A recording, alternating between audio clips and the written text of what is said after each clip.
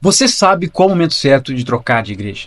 Sim, existe um momento na vida da gente que nós precisamos avaliar se a igreja que nós nos convertemos, a igreja que a gente está frequentando, é uma igreja saudável, é uma igreja que vale a pena a gente ficar e congregar, ou é uma falsa igreja que vai acabar distorcendo a nossa vida cristã. Por isso eu trouxe aqui para você 3 marcas extremamente importantes em uma falsa igreja, para você identificar, avaliar e identificar se você está em uma verdadeira igreja ou uma falsa igreja. Eu já te adianto, você não tem que trocar de igreja por conta da banda, se ela toca do jeito que você gosta, se toca as músicas que você gosta, músicas atuais ou músicas antigas.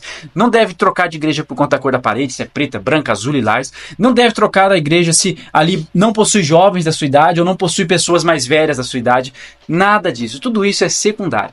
Por isso que você tem que avaliar, assistir o vídeo até o final e entender quais são as 3 marcas de uma igreja falsa e se esse é o momento que você deve trocar de igreja. Antes de dar continuidade, eu peço a você que você se inscreva no canal. Nosso canal tem o intuito, a intenção de compartilhar conhecimento para que as pessoas não estejam enganadas. Eu fui enganado muitos anos em uma falsa igreja e hoje, estudando a Bíblia, aprendendo mais sobre teologia e sobre as coisas de Deus, eu compartilho um pouco do meu conhecimento para que as pessoas não fiquem tanto tempo enganadas como eu fiquei. Por isso, se inscreva no nosso canal e compartilhe os nossos vídeos para que mais pessoas acessem essa verdade. 3 marcas de uma falsa igreja. Se a igreja que você frequenta, se a igreja que você conhece, a igreja que você se converteu, ela possui essas marcas, então essa igreja, ela não é uma igreja cristã. Ela pode ter sinais, ter milagres, pode ter testemunhos nessa igreja. Sim, pode ter testemunhos, mas isso não quer dizer nada. Nós precisamos entender que o que faz uma igreja verdadeira e uma igreja falsa são, em grande parte, no resumo,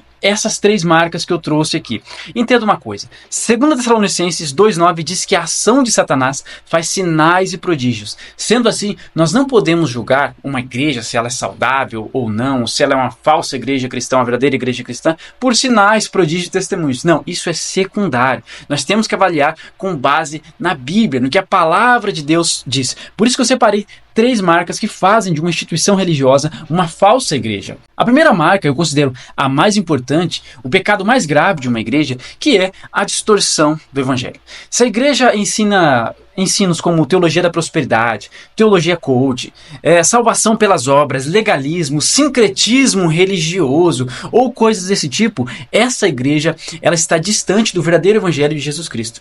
Provavelmente essa igreja está ali se envolvendo com ensinos que vão fazer dela uma seita religiosa, disfarçada de igreja evangélica. A igreja que prega um evangelho diferente daquele ensinado por Jesus e pelos apóstolos, ela está corrompendo a palavra de Deus. O apóstolo Paulo, ele diz em Gálatas 1,8 que se alguém pregar um evangelho diferente daquele que foi ensinado, que seja amaldiçoado.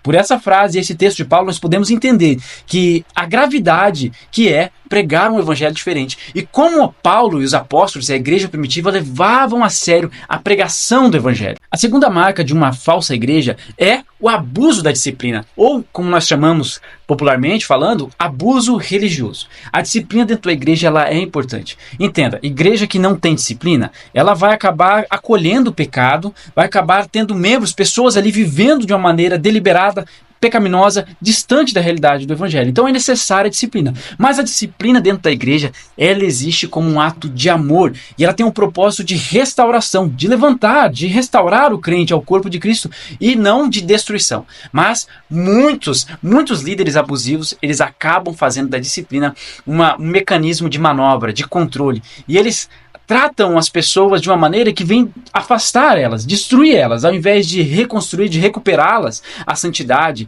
a comunhão com Deus, eles acabam afastando a pessoa cada vez mais. As pessoas que passam por abuso religioso, elas ficam muitas vezes traumatizadas, com medo de buscar uma igreja saudável, distante realmente do corpo de Cristo, distante do envolvimento com a igreja de Cristo. E isso é algo muito perigoso. Humilhação, constrangimento, medo, controle da vida dos membros da igreja, isso não é um ato de amor, mas isso é um ato de injustiça, é um ato de abuso religioso. Em Mateus 18, do 15 a 17, por exemplo, Jesus ensina em 3 passos como nós devemos corrigir e disciplinar os nossos irmãos com amor e graça. Em nenhum momento ali ele fala sobre constrangimento, ele fala sobre agressividade, humilhação ou nada desse tipo. Ao contrário, Jesus ensina 3 passos em que nós começamos com uma correção pessoal, íntima, em que nós falamos pessoalmente ali, tentamos levar o irmão ao arrependimento, ali, sem comunicar a ninguém. Então nós vamos dando passo até chegar o momento em que a igreja vai se envolver para tentar recuperar o irmão, mas tudo com amor e graça. Em nenhum momento Jesus ensina agressividade, humilhação ou afastamento da pessoa.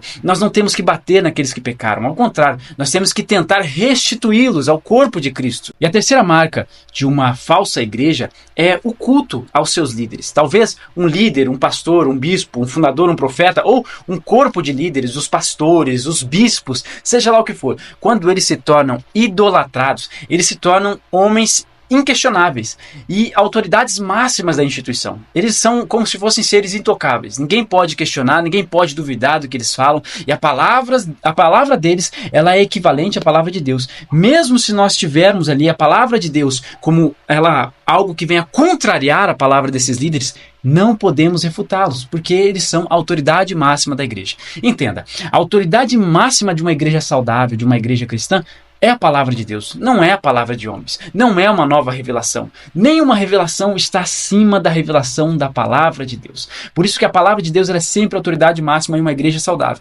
Igreja que seus líderes eles são cultuados, eles são tratados como reis, ostentadores, aqueles homens idolatrados pelas pessoas, na verdade não são igrejas, são seitas disfarçadas de igrejas. E se assistindo esse vídeo você identificou alguma dessas marcas na igreja em qual você faz parte, tenha coragem e saia imediatamente. Entenda uma coisa, nós temos que ter coragem, nós temos que avançar para obedecer a Deus e não obedecer aos homens. Eu mesmo passei 1 ano dentro da instituição a qual fazia parte, discordando biblicamente do que eles ensinavam ali e sofrendo cada vez mais. Quanto mais tempo você adia para sair dessa instituição com medo de ou alguma represária ou por amor a seus amigos ali, mais tempo você vai se machucar, mais tempo você vai ficar irritado com o que é ensinado ali e mais tempo aquilo vai fazer mal a você. Por isso, saia imediatamente do lugar onde Deus não está. E se esse vídeo faz sentido para você, eu peço novamente, compartilhe esse vídeo. Nós precisamos criar um movimento que venha despertar as pessoas para esses falsos ensinos e para que as pessoas venham cada vez mais se voltar ao verdadeiro evangelho